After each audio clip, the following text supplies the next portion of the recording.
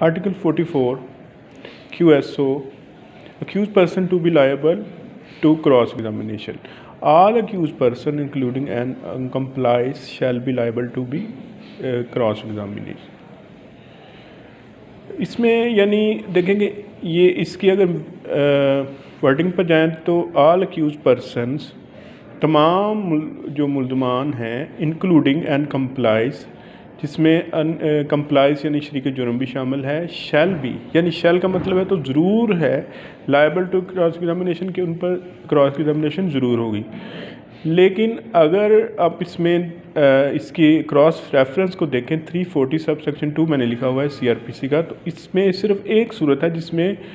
मुल्ज़म जो है उस पर क्रॉस एग्जामिनेशन होगी, वो 340 सब सेक्शन 2 CRPC में है कि अगर मुल्ज़म अपनी बेगनाई जो है उसमें साबित करने के लिए अपने जो है वो सफाई बयान करने के लिए ऑन ओथ अपने हक में अगर गवाही दे 340 सब सेक्शन 2 के तहत उस पर क्रॉस एग्जामिनेशन हो सकेगी। देखिए कि आर्टिकल 14 कॉन्स्टिट्यूशन ऑफ पाकिस्तान ये कहता है कि किसी भी शख्स को अपने ही खिलाफ गवाही देने पर मजबूर नहीं किया जा सकता, यानी मुल्ज़म को ये नहीं कहा जाएगा कि तुम अपने खिलाफ गवाही दो। तो लेकिन 340 सब सेक्शन 2 कहता है कि वो मुल्ज़म जो है वो अपनी सफाई दे सकता है और उसमें उस पर जब अगर वो ये ऐसा करेगा तो उस पर क्रॉस एग्जामिनेशन हो सकेगी। और दूसरा उसमें है कि कंप्लाइंस है, जैसे आपने देखा इसमें आपने पढ़ा होगा QSO का आर्टिकल 16 और उसके साथ 129B जो है कि शरीक जुर्म सुल्तानी गवाह जो है वादा माफ गवाह जो है आपने उसमें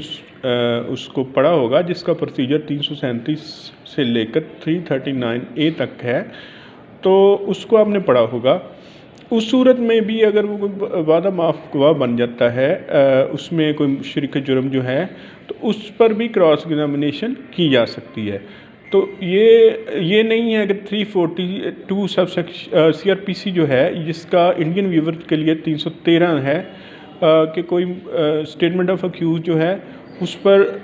क्रॉस एग्जामिनेशन हो, यानी हर जो बयान है कि उसका उस पर क्रॉस एग्जामिनेशन नहीं होगी, सिर्फ 340 सब सेक्शन 2 हो उसके तहत बयान सफाई में अगर कोई बयान हो या फिर शरीक जुर्म हो तो उस पर जो है उसकी जब उसको वादा माफ गवाह बनाया जाएगा तो उस पर जिरा हो सकेगी। Thank you so much.